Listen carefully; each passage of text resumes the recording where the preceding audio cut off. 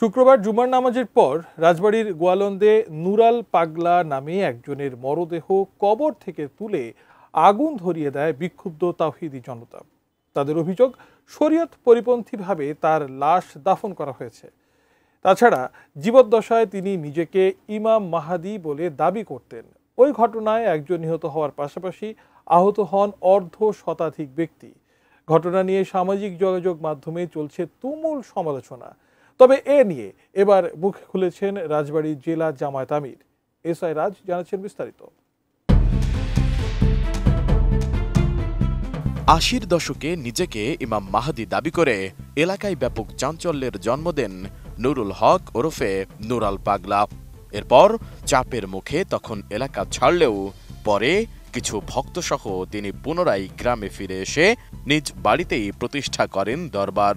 অভিযোগ রয়েছে, তখন থেকেই কালেমা এবং আজানে মারাত্মকভাবে বিকৃতি করে তিনি এবং তার ভক্ত অনুকূল।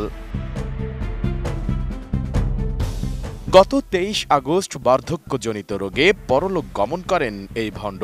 পরে মাটি থেকে ১২ ফুট উঁচুতে বিশেষ কায়দায় তাকে দাফন করেন তার ভক্তরা, যার আকৃতি অনেকটা কাবা ঘরের ন্যায়। এরপর বিষয়টি নিয়ে ক্ষোভ প্রকাশ করে কবর সমতল করা সহ কয়েকটি দাবি জানায় স্থানীয় আলেম সমাজ।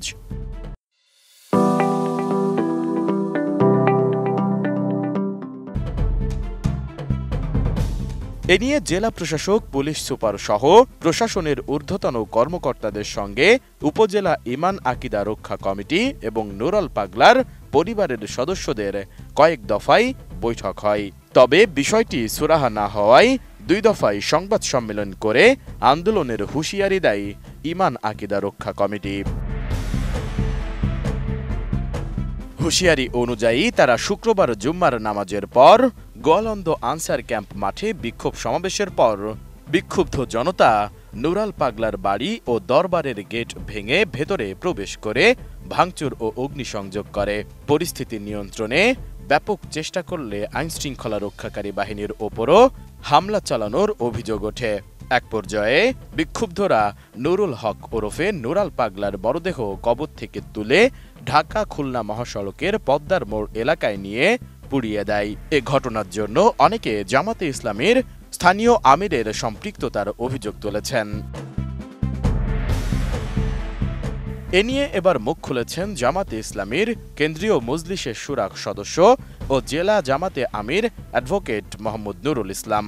৫ সেপ্টেম্বর রাতে সামাজিক যোগাযোগ মাধ্যমে একটি স্ট্যাটাসের মাধ্যমে তিনি নিজের ও স্থানীয় প্রশাসনের দায় মুক্তির বিষয়টি তুলে ধরার চেষ্টা করেন।